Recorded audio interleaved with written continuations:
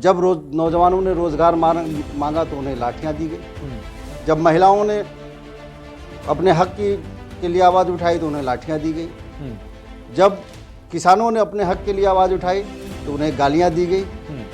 तो किसी भी मोर्चे पे ये सरकार खरी नहीं उतरी है।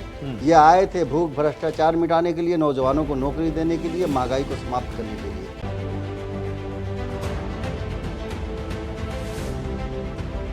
नमस्कार, आदाब। अग्नि परीक्षा देख रहे हैं आप। अग्नि परीक्षा किसकी?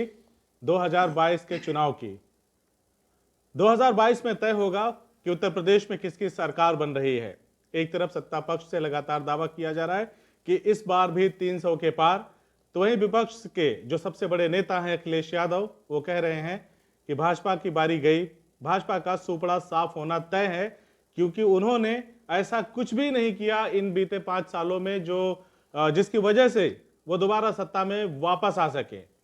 और कहीं ना कहीं अखिलेश यादव की ये जो बात है उसमें मजबूती या जो दम की बात है वो ये है कि आज तक उत्तर प्रदेश का इतिहास रहा है कि किसी भी सरकार ने दोबारा यानी कि 10 साल तक शासन नहीं किया है या दोबारा सत्ता में वापस नहीं आई है। तो हो सकता है अखिलेश यादव के दावे की अपनी एक वजह हो। बहरहाल आपको बता दूं कि इस वक्त हमारे साथ एक बेहद खास शख्स मौजूद हैं जिनका नाम है मिर्जा शान ए आलम बेग। सबसे पहले स्वागत है आपका। शुक्रिया। आपके बारे में बता दूं कि आप छात्र राजनीति से आते हैं, प्रसपा के नेता हैं, शिवपाल यादव की पार्टी के नेता हैं, यूथ के प्रदेश के महासचिव हैं और गोरखपुर मंडल के यूथ के प्रभारी हैं। तो उत्तर प्रदेश के चुनाव को लेकर के जो सरगर्मियां हैं, जो सभी पार्टियों की तैयारियां हैं, उसमें इनकी भी पार्टी पूरी तरह से शामिल है और अब अखिलेश यादव के साथ गठबंधन में है।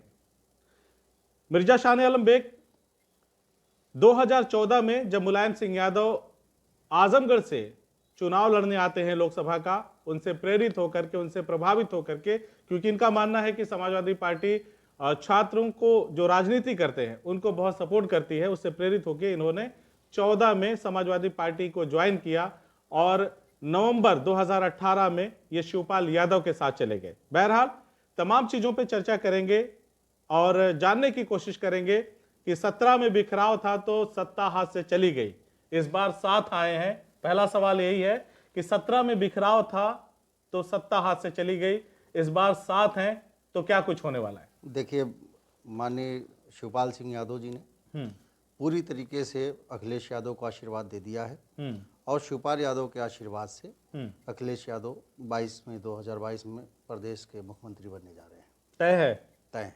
अखिलेश जो दावा करते हैं उसके पीछे आखिर मैं ये समझना चाहता हूं कि क्या उस दावे की सच्चाई क्या है। आखिर कैसे ये माने कि जो दावा वो कर रहे हैं कि हम 22 में आ रहे हैं, आने की वजह क्या है? क्यों आखिर जनता चुनेगी जब एक तरफ पूरा प्रदेश ऐसा कहा जा रहा है भारतीय जनता पार्टी की तरफ से कि उनके विकास कार्यों को देख करके, गरीबों के लिए जो उनकी जन कल्याणकारी योजनाएं हैं उनको देख करके पूरा प्रदेश योगी योगी कर रहा है, तो ऐसे में कैसे आप दावा कर सकते हैं कि अखिलेश आएंगे? देखिए, भारतीय जनता पार्टी झूठ और भ्रम का कारोबार करती है। अच्छा। और ये झूठ और भ्रम का जो कारोबार है अब चलने वाला नहीं है। जिस तरीके से माननीय राष्ट्रीय अध्यक्ष हमारे शिवपाल सिंह यादव जी के और अखिलेश यादव जी के एक साथ आने के बाद जिस तरीका का संदेश समाज के अंदर, खास तौर से नौजवानों के अंदर जो मैसेज गया है और जिस तरीके से अखिलेश यादव के और शिवपाल यादव के कार्यक्रमों में भीड़ इकट्ठा हो रही है, वो इस बात का संकेत है कि 2022 में बदलाव होने जा रहा है। जिस तरीके का रवैया भारतीय जनता पार्टी और योगी आदित्यनाथ की सरकार का नौजवानों के साथ रहा, बहुत ही दुखद रहा है ये सफ़र उनका। जब नौजवानों ने रोजगार मांगा तो उन्हें लाठियां दी गई। जब महिलाओं ने अपने हक के लिए आवाज़ उठाई तो उन्हें लाठियां दी गई। जब किसानों ने अपने हक के लिए आवाज़ उठाई तो उन्हें गालियां दी गई। तो किसी भी मोर्चे पे ये सरकार खरी नहीं उतरी है। ये आए थे भूख भ्रष्टाचार मिटाने के लिए, नौजवानों को नौकरी देने के लिए, महंगाई को समाप्त करने के लिए। न तो ये महंगाई खत्म कर पाए, न भ्रष्टाचार मिटा पाए, न जो है लोगों को निवाला दे सके। आज सिर्फ जो है ढोंग कर रहे हैं गांव में फ्री राशन देके। कौन सा फ्री राशन दे रहे हैं आप? जो राशन 2 रुपये किलो था उसको 2 रुपया आपने नहीं लेना बंद कर दिया उसको, और वो भी जो आप अगर एक झोला भी दे रहे हैं तो उस पे आप अपना फोटो लगा के दे रहे हैं। इसके पहले की भी सरकारें देती तो थी। आप लैपटॉप में अखिलेश यादव, मुलायम सिंह यादव की तस्वीर छपवा सकते हैं, और भाजपा अगर राशन बांट रही है उस पर तस्वीर छपवा दिया तो बुरा क्या है? देखिए, लैपटॉप और प्रचार प्रसार तो झोला, हर कोई कर रहा है। लैपटॉप और झोले में बहुत अंतर है। एक झोला, उस पे आप जो है वो फोटो अपना लगवा के, जो राशन, ये अखिलेश यादव ने जो लैपटॉप की योजना लागू की, ये बहुत ही महत्वाकांक्षी योजना थी। उनका टारगेट था कि उस गरीब परिवार के बेटे और बेटियों तक लैपटॉप पहुंचे, और एक जो सोशल मीडिया का जो वक्त है, जो नई टेक्नोलॉजी का दौर है, उससे उनको जोड़ा जाए और समाज का जो चौमुखी विकास हो, चौतरफा विकास हो। ये एक दूरंदेश सोच थी अखिलेश यादव जी की, और उसी सोच के तहत उन्होंने, मैं फोटो वाली बात पे पूछ रहा था, आपने फोटो की बात की, फोटो इनका भी छपा, फोटो उनका भी छपा। नहीं, देखिए, एक लैपटॉप में एक सॉफ्टवेयर है, उस सॉफ्टवेयर में बहुत सारी चीजें जो है, लड़का वो चाहे तो उसमें बहुत सारी चीजें डाल सकता है सॉफ्टवेयर के जरिए। मगर झोले में आप क्या करेंगे? झोले पे जिस तरीके से फोटो जो है, प्रचार का अगर कोई माध्यम बना रहा है तो इसमें बुरा क्या है? नहीं तो फिर एहसान किस बात का कर रहे हैं? एहसान किस बात का गरीबों पे कर रहे हैं? ये जैसे लग रहा है कि बहुत बड़ा एहसान कर रहे हैं। ये तो आप ये सिर्फ ढोंग कर रहे हैं। अगर आपको ये काम करना था तो जब आपकी सरकार बनी थी उसके बाद से आप राशन फ्री कर देते। जो आप आए थे, जब जिस वक्त 300 रुपया 400 रुपया सिलेंडर था तो बहुत महंगा था, आप आने के बाद 900 रुपया कर दिए तो सस्ता हो गया। तो कहने का मतलब यह है कि ये जिन मुद्दों को लेकर जनता के बीच में गए थे 17 में, और जिस तरीके से जिन मुद्दों पे सरकार में आए, किसी भी एक मुद्दे पे ये कामयाब नहीं है, और आज भी वो भरम का कारोबार जो इनका है उसी को आगे करने की कोशिश में लगे हुए हैं। 17 में समाजवादी पार्टी में जब आप लोग थे तो ये चीज़ें चुनाव हारने के बाद ज़्यादा आप लोगों ने प्रचारित किया कि हम लोगों को बता नहीं पाए, अपने कामकाज को बता नहीं पाए। तो इस बार ऐसा कुछ ना हो, उसके लिए क्या तैयारी है आप लोगों की? देखिए, इस वक्त जो हमारा गठबंधन है वो हर एक कार्यकर्ता गांव-गांव जाके लोगों को, जो इनकी दुष्प्रचार की शैली है, जो जिस तरीके से भारतीय जनता पार्टी सत्ता में आई, उसको आम जनता को बताने की हर मुमकिन कोशिश कर रही है, और जनता इस बार पूरी तरीके से जागरूक है। जनता खुद सत्ता बदलना चाहती है। गांव-गांव हम लोग जा रहे हैं। गांव में जिस तरीके का उत्साह लोगों के मन में अब दिख रहा है सरकार बदलने के लिए, जो नाराजगी है सरकार से, वो बिल्कुल वाजह है कि सरकार अब बदलने जा रही है। इसमें कोई दो राय नहीं है। अगर ये लोगों को रोजगार से जोड़ पाए होते, लोगों को व्यापार से जोड़ पाए होते, लोगों को शिक्षा से जोड़ पाए होते, बेरोजगारी दूर किए होते, तो लोग इनके झांसे में आते। मतलब यही कहना है कि जनता इस चीज को महसूस कर रही है पूरी तरीके से, चुनावी चाल लेकर। अब आपने कहा कि युवाओं को झांसा दिया, तमाम चीजें की और तमाम आपने चीजों को बताया। मैं ये जानना चाहता हूं कि क्या कुशीनगर का एयरपोर्ट, इंटरनेशनल एयरपोर्ट जो इनॉग्रेशन हुआ, क्या वो झांसा था? आजमगढ़ में राजकीय विश्वविद्यालय का शिलान्यास, क्या वो झांसा है? पूर्वांचल एक्सप्रेसवे का जो काम है, आजमगढ़ विश्वविद्यालय के जहां तक सवाल है, पूर्वांचल एक्सप्रेसवे की जो बात है, जिसने लखनऊ जैसे मेट्रो सिटी से पूरे पूर्वांचल को जोड़ दिया, विकास की एक नई पटकथा लिखी गई है, क्या वो झांसा है? देखिए, आगरा लखनऊ एक्सप्रेसवे कितने महीने में बना? 22 महीने में बन के तैयार हो गया। बिल्कुल, अखिलेश यादव जी की सरकार में 22 महीने में। हाँ, उन्हीं के शासनकाल में ये पूर्वांचल एक्सप्रेसवे स्वीकृत हुआ। वो उन्हीं की योजना थी। सरकार चलेगी, ये सरकार में आए। अगर वो 22 महीने में बन सकता था आगरा एक्सप्रेसवे, तो ये 3 साल में क्यों नहीं बन सकता था? सरकार ने उसको क्यों लटका के रखा? बात का है कि 3 साल में क्यों नहीं बना, या दुख इस बात का है कि बन गया?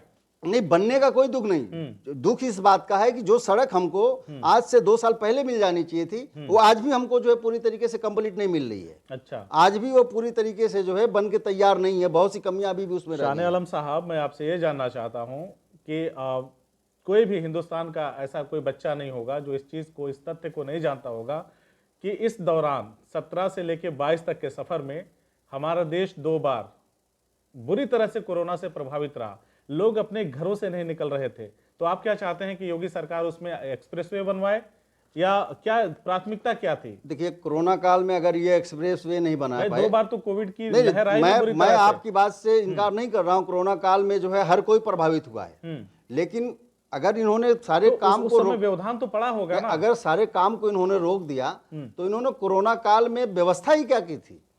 जो अव्यवस्था आपने देखी उत्तर प्रदेश के अंदर, जिस तरीके से हम लोग तो देखे, आए दिन देखते थे। अव्यवस्था खाली उत्तर प्रदेश के अंदर थी या देश के हम अन्य राज्यों बेसिकली में हम भी? उत्तर प्रदेश की बात कर रहे हैं, देश के अन्य राज्यों में भी रही होगी, मगर हम जिस जगह पे हैं, जो अव्यवस्था हमने देखी है अपनी आंखों से, लोगों को तड़पते हुए क्या बिना, किसी को अंदेशा था कि इस तरह से अचानक से महामारी इस कदर विकराल रूप धारण कर लेगी, किस तरह की त्रासदी होगी? नहीं, देखिए ऐसा है कि जब ये फॉरेन में जब ये त्रासदी होने लगी तो हमको तो उसकी व्यवस्था करनी चाहिए थी, मगर हमने तो स्वास्थ्य पे, चलिए, इस सवाल स्वास्थ्य से पे बाहर निकलते हैं, इस सवाल से बाहर निकलते हैं। बस मैं ये जान लेना चाहता हूं कि अगर 17 से 22 वाला दौर अखिलेश के समय में होता तो क्या लगता है आपको, इससे बेहतर व्यवस्था वो कर पाते? क्या इस तरह से मौतें नहीं होती? मुझे जहां तक विश्वास है पूरा, अगर अखिलेश यादव की सरकार रही होती तो बहुत कुछ बेहतर हुआ होता। स्वास्थ्य के संबंध में बेहतर हुआ होता, शिक्षा के, जब आप शिक्षा की तरफ जो आपका रुझान होगा तभी आप बाकी चीजों पे ज्यादा बेहतर कर पाएंगे। राजकीय विश्वविद्यालय तो दिया है साहब, तो कब दिया तमाम इन्होंने? सरकारों से, आपकी सरकार राजकीय विश्वविद्यालय, सरकारें थी, पूर्ववर्ती जितनी भी सरकारें थी, आजमगढ़ का या कहें कि मंडल का युवा, जो आसपास के जिले हैं वहां का युवा पढ़ने लिखने के लिए जो बड़े बड़े शहरों में जाते थे, और कुछ एक चीजें ऐसी हुई थी उनको दुत्कार के भगा दिया जाता था आजमगढ़ के नाम पर, ठीक है। तो अब अगर उत्तर प्रदेश के मुख्यमंत्री योगी आदित्यनाथ ने यहाँ पे राजकीय विश्वविद्यालय दे दिया तमाम चीजों को धता बताते हुए, तो आप कैसे झुटलाएंगे साहब? देखिए, मैं तो अगर योगी जी ने और बीजेपी सरकार ने आजमगढ़ को विश्वविद्यालय दिया तो मैं उसके लिए उनका आभार व्यक्त करता हूँ, आजमगढ़ का होने के नाते। लेकिन मेरा सवाल है कि आखिर इतना लेट क्यों किया विश्वविद्यालय देने में? तो वो सवाल तो आपकी पार्टी से, सुन लीजिए, ये मांग तब भी थी जब आपकी सरकार थी, तो आप लोगों ने क्यों नहीं किया? दूसरी चीज, आप लोगों ने क्यों नहीं किया? दूसरी बात कि जहां जिस जगह पे वो विश्वविद्यालय बना रहे हैं, आप वो जगह देख लीजिए। आप मऊ और आजमगढ़, मऊ को उस विश्वविद्यालय से जोड़ना है।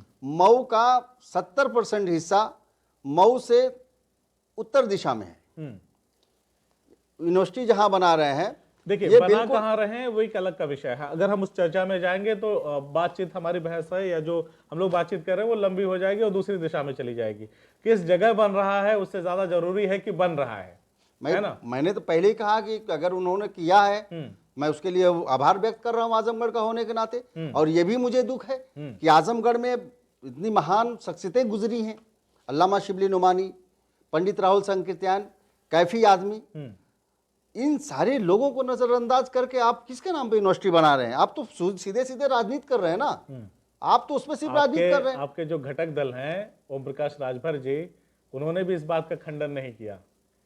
आपको कंफ्यूजन क्या है? क्या नहीं, समस्या, ये तो उनका इशू है। नहीं, क्या समस्या सुहेल देव के नाम से है आपको? नहीं, हमें सुहेल देव के नाम से कोई आपत्ति नहीं है। हाँ। मगर हमको मलाल इस बात का है कि आजमगढ़ में जो इंटरनेशनल लेवल पे आजमगढ़ को जो पहचान मिली, जो अंतर्राष्ट्रीय स्थिति पे जो पहचान देने वाली शख्सियतें आजमगढ़ की थी, जिनको रहती दुनिया तक याद किया जाएगा, चाहे वो पंडित राहुल संकीर्तन हो, चाहे शिबली नुमानी हो, चाहे कैफी आजमी हो, इन सारे लोगों में से किसी के नाम पे आप यूनिवर्सिटी बना देते तो हम उसका आपका स्वागत करते। मलाल इस बात का है नाम को लेकर के ना, कि जिन्होंने आजमगढ़ को रिप्रेजेंट किया वैश्विक लेवल पे, उनका होना चाहिए। खैर, चलिए इस बात को लंबा ना खींचते हुए आगे बढ़ते हैं। अब मेरा आपसे सवाल ये है कि सरकार जिस तरह का दावा करती है सुरक्षा को लेकर, कानून व्यवस्था को लेकर के, गुंडे माफिया सीधे हो गए, इनकाउंटर हो गए, या तो उत्तर प्रदेश की जेलों में या उत्तर प्रदेश छोड़ के भाग गए, इससे कितना इत्तेफाक रखते हैं? उन्होंने कहा कि समाजवादी पार्टी के गुंडों को भी सीधा कर दिया है। देखिए, ये सरकार विद्वेष की भावना से काम कर रही है।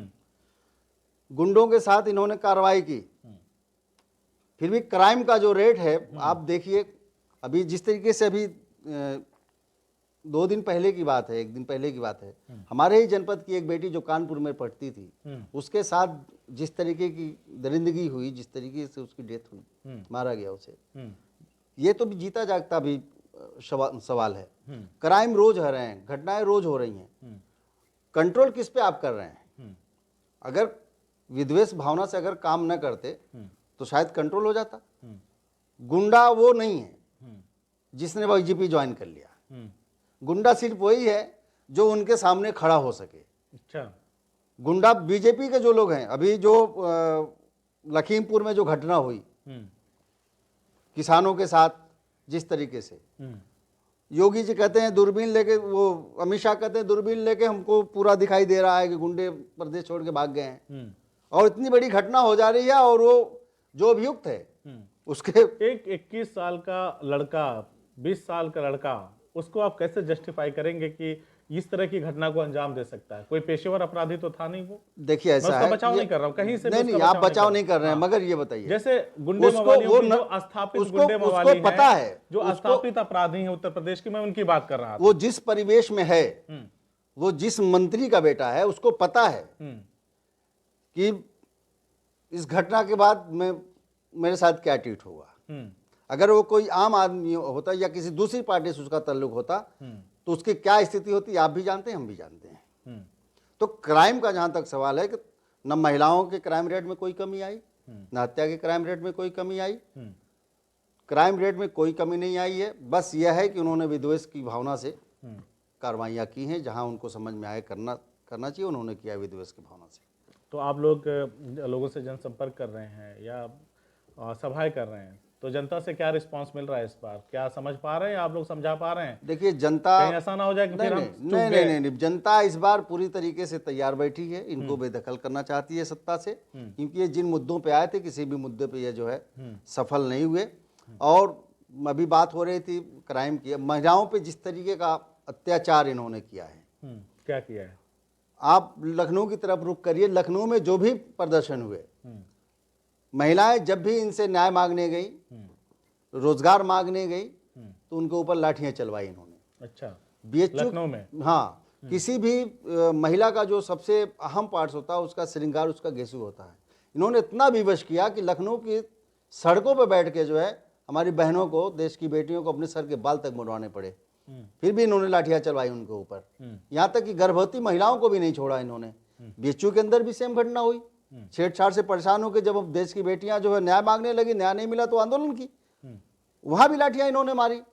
और सबसे बड़ी बात, जो इन्होंने देवरिया के अंदर जो है अनाथ बच्चियों के साथ जो घिनौना कृत्य हुआ इस सरकार में, और कार्रवाई के नाम पे कुछ भी नहीं, सब सारी चीजें जो है दबी हुई हैं उस पे। इस सारी चीजों को आप देखें तो ये बिल्कुल बीजेपी के लोग थेथरे पे उतरे हुए हैं।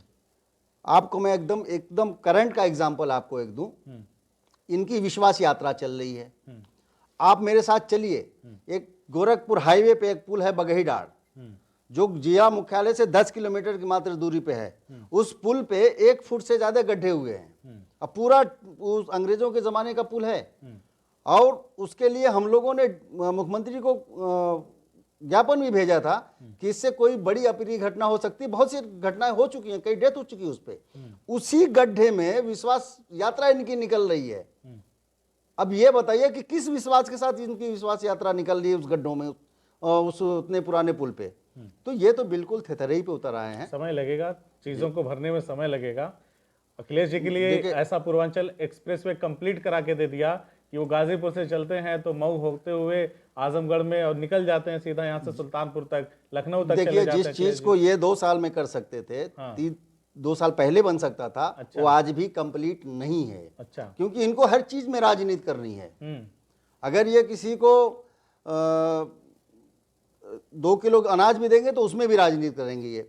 अच्छा, तो इनको सिर्फ हर मुद्दे पे राजनीति ही करनी है, इनको जनता के किसी भी हित से सरोकार नहीं है। आप किसी भी मुद्दे पे न रोजगार देंगे ये, न व्यापार में आपको सुविधा मिलेगी, ना जो है शिक्षा की गुणवत्ता से कोई मतलब है इनको, ना जो है किसानों के किसी मुद्दे से मतलब है। इनको सिर्फ अपने लोगों से मतलब है, और हर मुद्दे में सिर्फ वही हिंदू मुस्लिम करना है। जनता इनके मकसद को, इनके मंसूबे को पूरी तरीके से समझ चुकी है, परख चुकी है। अब आने वाले वक्त में इनको इनका हिसाब देने का वक्त आ गया है। इनको हिसाब देना है, उन महिलाओं के ऊपर चली हुई हर लाठी का हिसाब देना है। चलिए अब बात कर लेते हैं, क्योंकि आप वो बात कह चुके हैं, इसलिए मैं आपको बीच में रोक रहा हूँ। बात कर लेते हैं अब आजमगढ़ की, क्योंकि आप आजमगढ़ के हैं। मैंने वो जो सारे सवाल पहले इससे पूछे, क्योंकि आप यूथ के प्रदेश महासचिव हैं, तो मुझे लगा कि इन बातों को भी आपसे पूछ लेना चाहिए, जान लेना चाहिए। आते हैं आजमगढ़ पर। आप यहीं के रहने वाले हैं, 10 सीटें हैं और इसे कभी सपा का गढ़ कहा जाता था। 2012 में मुलायम सिंह यादव के नेतृत्व में जब चुनाव लड़ा गया था तो 9 सीटें यहाँ पे समाजवादी पार्टी ने हासिल की थी, एक मुबारकपुर की बसपा के खाते में गई थी और अगला चुनाव आते आते 17 तक ये आंकड़े सिमट के 5 पे रह गए, है ना। 5 सीटें समाजवादी पार्टी की, 4 सीटें बहुजन समाज पार्टी की और एक भाजपा का कमल खिला। जिस तरह से भारतीय जनता पार्टी की तैयारी है आजमगढ़ को लेकर के, आप लोगों की तैयारी क्या है वो तो आप ही बताएंगे। जो चीज़ें देखने में अभी निकल के आ रही हैं, जिस तरह से नॉक कर रही है भाजपा पूर्वांचल में, खास करके आजमगढ़ में, और इस बार दावा कर रहे हैं उनके नेता कि 3 से 4 सीटें जीत के जाएंगे, तो कहीं ना कहीं अगर ऐसा होता है तो क्या नहीं लगता कि समाजवाद का किला, समाजवाद का गढ़, ये वो सब ध्वस्त हो जाएगा? ऐसा कुछ भी नहीं है। उनके सपने जो है सिर्फ सपने रह जाएंगे। ये बहुत वक्त से कोशिश कर रहे हैं उस चीज़ की, मगर आजमगढ़ में ना ये तब कामयाब हुए थे ना अब कामयाब होंगे। आजमगढ़ में जब इनकी 2017 में इनकी लहर थी तब कामयाब नहीं हुए, तो अब तो कोई सवाल ही नहीं होता। जिस तरीके से जनता में आक्रोश है इनके प्रति, इनके कामों को लेकर, इनके नज़रियों को लेकर, इनके राजनीति के विद्वेष भावना को लेकर, तो ये कैसे माने कि जनता में विद्वेष है, जनता दूर जा रही है? कि जैसे आपकी जनाक्रोश में यात्राओं में भीड़ होती है, ठीक उसी प्रकार से जनविश्वास यात्रा में भी भीड़ है, लोग उसमें भी जम करके आते हैं, चप करके आते हैं। इनकी भीड़ मैं आपको बता दूं, ये कोटेदार को फोन करते हैं इनके नेता, अधिकारी तक लगा दिए जाते हैं, सफाई कर्मियों को लगाया जाता है, आंगनबाड़ी के लोगों को लुभावना देकर लगाया जाता है। ये सरकारी जो मिशनरी है उसका दुरुपयोग हो रहा है। अच्छा। आम पब्लिक नहीं जा रही इनके कार्यक्रमों में। अच्छा, इनके कार्यक्रमों में आम पब्लिक नहीं जा रही है। अच्छा, समाजवादी पार्टी के समय में ऐसा नहीं था? ऐसा नहीं था, दुरुपयोग नहीं होता था सरकारी सिस्टम का? नहीं, बिल्कुल दुरुपयोग नहीं होता था। तो कितनी सीटें जीतने जा रहे हैं आजमगढ़ से? आजमगढ़ की गठबंधन 10 की 10 सीट जो है जीतने जा रही है। क्या बात कर रहे हैं? और उत्तर प्रदेश में माननीय शिवपाल जी के आशीर्वाद से अखिलेश यादव 22 का मुख्यमंत्री बनने जा रहे हैं। मुख्यमंत्री बनेंगे। और 10 में से 10 बहुजन समाज पार्टी है, यहाँ से कांग्रेस पार्टी है, और आपकी जो बहुजन समाज पार्टी का सत्तासीन जो है भारतीय जनता पार्टी।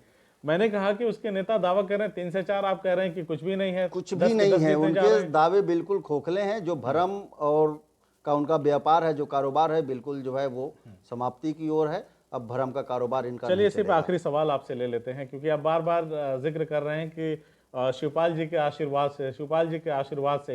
अखिलेश ने ऐसा कहीं नहीं कहा कि शिवपाल जी के आशीर्वाद से मैं मुख्यमंत्री बनूंगा या वो मुझे मुख्यमंत्री बनाने के लिए लगे हैं। ये अलग की बात है, शिवपाल जी ने बड़ा दिल करते हुए, जो आप लोग कहते हैं शिवपाल जी का दिल बहुत बड़ा है, उन्होंने कहा कि अखिलेश के लिए खून का एक कतरा कतरा दे दूंगा, ऐसा उन्होंने कहा। अभी तक खाली दल मिले हैं, दिल नहीं मिल रहा है। नहीं, दिल का अगर दिल मिलता तो राजभर के साथ वो जनसभा कर सकते हैं, ओम प्रकाश राजभर के साथ, तमाम छोटे बड़ों दलों को लेकर के वो कर सकते हैं, लेकिन शिवपाल जी के साथ मंच साझा नहीं कर रहे हैं। कहीं ना कहीं अखिलेश ये साबित करने में लगे हैं कि अगर शिवपाल को साथ नहीं लिया गया तो हो सकता है हमारे लिए खतरा हो जाए, और उन चीजों को, उस खाई को पाटने के लिए, जनता को दिखाने के लिए कि अब शिवपाल चाचा का भी आशीर्वाद। नहीं, देखिए दिल बिल्कुल मिले हुए हैं। हाँ, इसमें कोई दो राय नहीं है। अभी वक्त आएगा, सब लोग एक साथ दिखेंगे।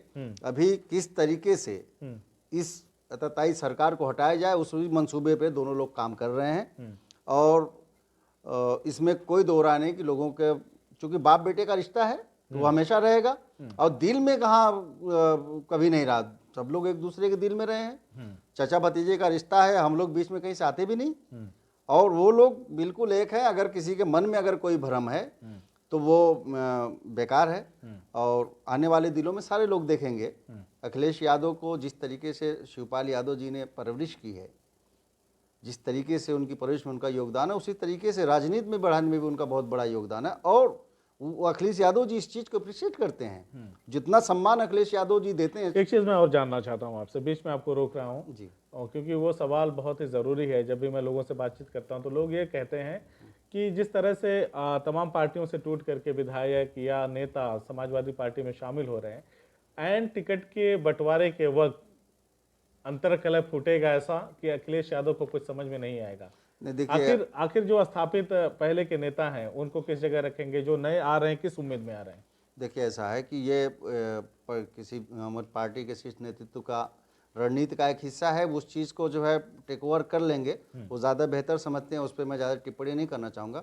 बस मैं इतना जानता हूँ कि बीजेपी के शासनकाल में जनता त्राहिमाम कर रही है और 22 में अखिलेश यादव के नेतृत्व में गठबंधन की सरकार बनने जा रही है, ये बात बिल्कुल साफ है। तो हमने बातचीत किया मिर्जा शाह आलम बेग से, और जो छात्र राजनीति से आते हैं और पहले इन्होंने समाजवादी पार्टी को ज्वाइन किया, फिर उसके बाद शिवपाल यादव में अपना विश्वास जताते हुए नवंबर 2018 में प्रगतिशील समाजवादी पार्टी लोहिया को इन्होंने ज्वाइन किया और प्रदेश के यूथ के महासचिव हैं।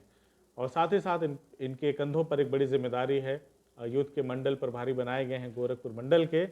और जिस तरह का ये दावा कर रहे हैं कि इस बार 10 की 10 सीटें आजमगढ़ में गठबंधन यानी कि अखिलेश यादव और तमाम जो उनके घटक दल हैं जिनमें शिवपाल यादव भी हैं और जिस पार्टी के ये नेता हैं, वो लोग मिलकर के 10 की 10 सीटों पर अपना कब्जा जमाएंगे। हालांकि दावा तो सभी लोग करते हैं, हम जिनसे भी बात करते हैं उनका अपना अपना दावा होता है।